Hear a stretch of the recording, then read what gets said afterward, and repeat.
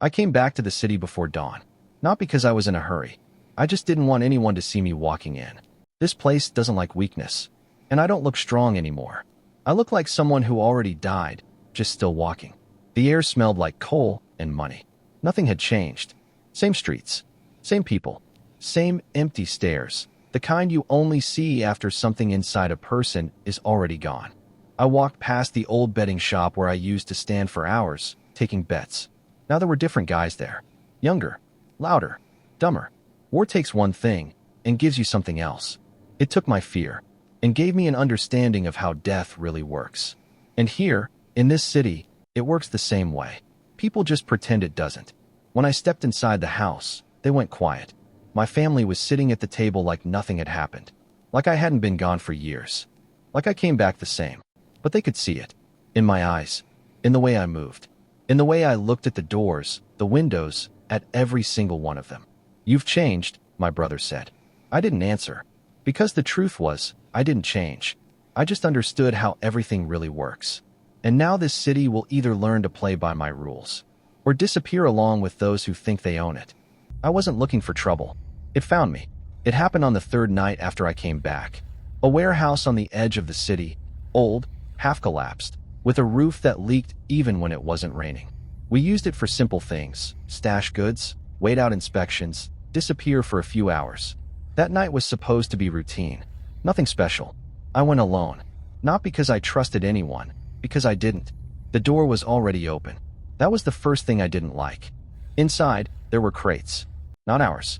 I knew it instantly. Different markings, different wood, different smell. And more importantly, different weight. I lifted the lid of one. Not money. Not ordinary goods. Metal. Clean. Carefully packed. In perfect condition. Weapons. Not the kind you carry in your pocket. Not the kind you hide under a coat. This was something else. Something that was never meant to end up in hands like ours. I ran my fingers across the cold surface and understood one simple thing. This wasn't chance. This was a mistake. A big one. And people pay for mistakes like that in blood. A board creaked behind me. I didn't turn right away. Let him take another step. Then I moved, fast, blade already in my hand. One of our boys. Young. Scared. "This isn't ours," he said. His voice shook. "We were told to just receive it. We didn't check." I watched him for a few seconds. He already knew he'd said too much. "Who told you?" I asked quietly. I don't know. It came through third parties." A lie. A bad one. I stepped closer. He stepped back. He wasn't afraid of whoever sent this shipment. He was afraid of me. Good. I closed the crate. The picture was already forming in my head. This was big. Not something that gets lost. Something that's already being searched for. And will be found. The only question is, who they find first. "Are we returning it?" he asked quietly. I didn't answer right away. I looked at those crates like I was looking at the future. If we return it, we stay small. Forgotten. Nothing. If we keep it, we get noticed. Hunted. Destroyed. But at the same time, we get a chance. I looked at him. "You won't tell anyone about this?" I said calmly. He nodded quickly. "No one," I repeated. "I swear." Swear means nothing. Fear does. I walked to the door and shut it from the inside. Then turned back to the crates and ran my hand over one of them. "This is ours now," I said. He snapped his head up. "But if they find out?" "They will." I cut him off. "That's not the question." I looked straight into his eyes. "The question is what they'll find when they come." He said nothing, because he was starting to understand. I understood too. From that moment on, we weren't a small problem in this city anymore. We became a target. We just didn't know for who yet. I opened one of the crates again and pulled out a weapon. Heavy. Precise. Merciless. Just like everything that comes with war. I smiled for the first time since I got back. "It begins," I said quietly. And this time, I wasn't wrong. I heard about him before he ever heard about me. Men like him don't arrive quietly. They arrive correctly. 2 days after the warehouse, the city went quiet. Not in sound, in behavior. People talked less, looked away faster, closed doors sooner. Even the ones who used to laugh with a knife in their pocket stopped smiling. That only means one thing. Someone showed up who scares even those who fear no one. I sat in our old office, listening to water drip from the ceiling, and waited. Information always comes. The only question is, from whom, and at what cost? "They don't use a local name for him," one of my men said. No one knows where he's really from. I didn't look up. What does he do? Officially? Inspections. Order. Control. Unofficially, he takes what he needs and removes anyone who gets in the way. I nodded. Expected. And one more thing, he added, quieter. He doesn't negotiate. That was interesting. I looked up. Never? They say he doesn't believe in deals. Only in outcomes. I smiled. Barely. Then he's not stupid. That same evening, I saw how he works. Not up close. I'm not that careless. I watched. A local operator, old, confident, thought he couldn't be touched, refused to hand something over. Nothing big. A matter of pride for him. For the newcomer, disrespect. They pulled him out of his place. No shouting. No scene. People watched and said nothing. I stood in the shadows across the street. They didn't beat him. Not at first. They let him talk. Gave him one chance. He rambled, explained, tried to buy time. Then the one running it all gave a small nod. And it ended quickly. Clean. Without emotion. Like correcting an error, not ending a life. I didn't see his face clearly. He kept his distance. But I saw how he moved. Calm. Measured. No wasted motion. Not a thug. Someone who treats fear like a tool. I got back late. Everyone was waiting. Everyone had heard something. Is this about the shipment? My brother asked. I looked at him. No, I said calmly. This is about control. He didn't understand. Not yet. I poured a drink, didn't touch it. Men like him don't look for things, I said. They look for order. What does that mean for us? It means we already broke his order. Silence. Someone tapped the table. Someone looked away. Does he know about us? Another voice asked. I paused. Not yet, I said.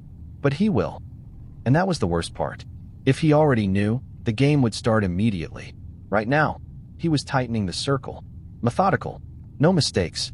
I went to the window. The street was dark. The city looked the same. The rules weren't. He'll come, I said quietly. And when he does, he won't ask. What do we do? My brother asked. I turned back to them. For now, we make sure he looks somewhere else. They didn't fully understand. I already saw the next moves. If you can't stop a man like that, you make him walk the wrong path, preferably into someone else. I smiled. We start the game, I said. And now it wasn't just about surviving. It was about playing against someone who doesn't lose. Not yet. I wasn't going to hide. People hide when they're already cornered. I wasn't. Before I made my first move, I spent the night without sleep. Not because I was afraid, because I was calculating. In games like this, mistakes don't get fixed. They get buried. I broke everything down. I had the shipment. I had an enemy who moved with precision. And I had a city that doesn't like change, but always submits to power. So the first thing I had to do was make the city believe that power was already mine. I started with the ones who sell easily. The old cashier at the betting place didn't even bargain. He only needed to realize I knew more about his debts than he did. He agreed to pass information. Who's betting? Who's losing? Who's nervous? Who's asking the wrong questions?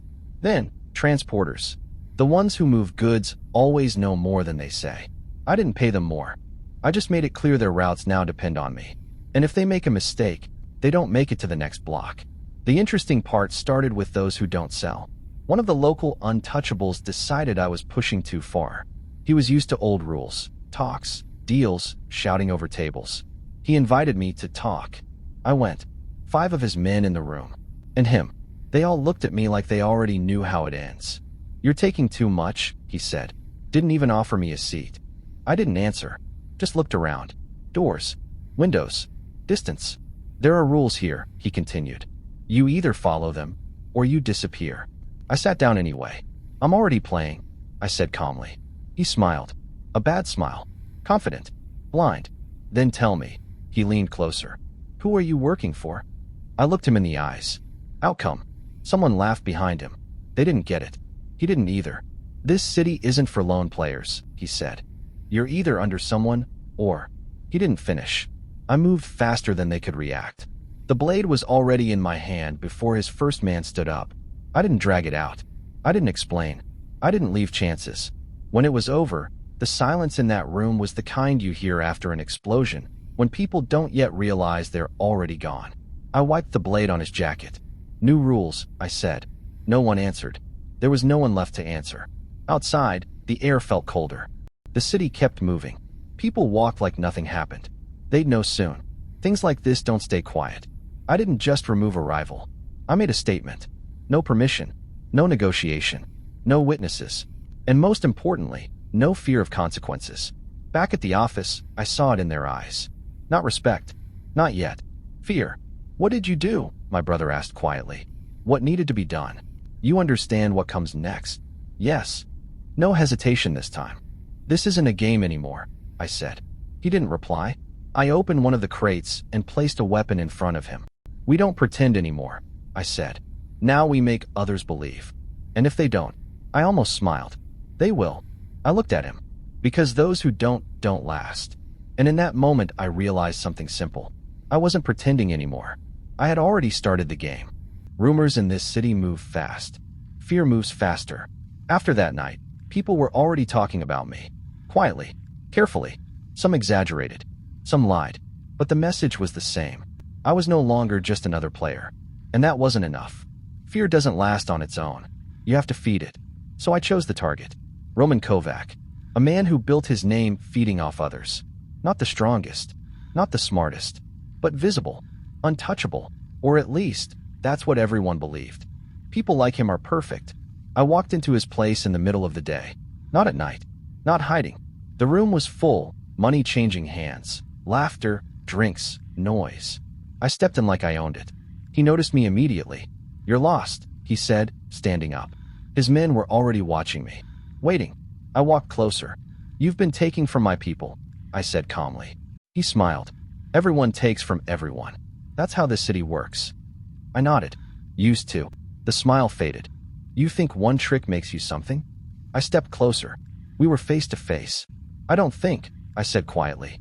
I show. And then I moved. No warning. No raised voice. The first hit landed before anyone reacted. The table flipped. Glass shattered. His men rushed forward, but I already had him. And I didn't kill him. That was the point. I dropped him to the floor and started breaking him, slowly. Not chaotic. Not angry. Precise. Every movement measured. Every second deliberate. He screamed. Then he didn't. His men stopped. Not because they cared about him. Because they were watching me. Learning. I looked up at the room.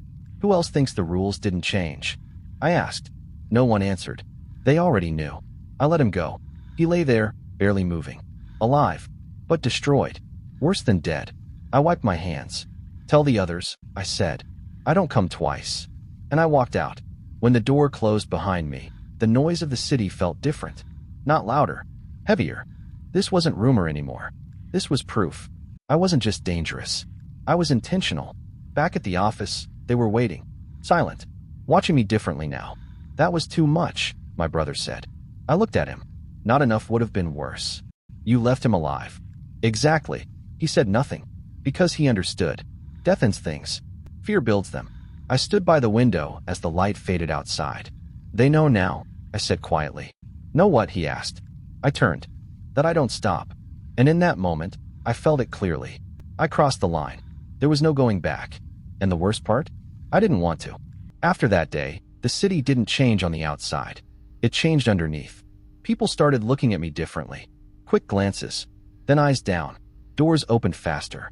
Conversations ended sooner. Money came in without reminders. Everything worked. And that's how I knew it wouldn't last. Because when things go too smoothly, it means someone is already closing in. The first sign came from the ones who always survive, the small ones. One of my informants came in without knocking. Pale. Too pale. He started cleaning, he said. I didn't ask who. Where? Everywhere. People are disappearing. Anyone who might have heard something. Seen something. I nodded. So he was close. Not to me. To the truth.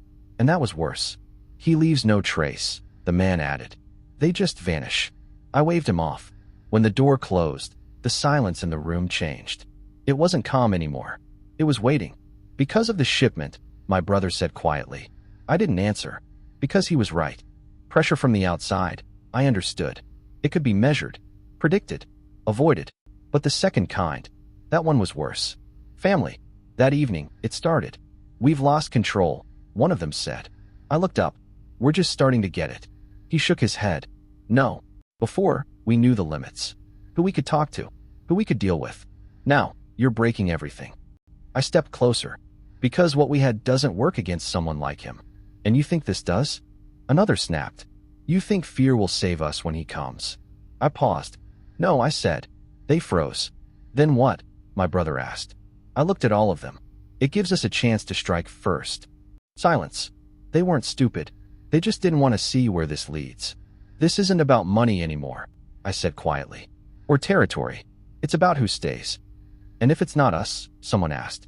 I didn't answer right away, because I already knew. Then we don't, I said calmly.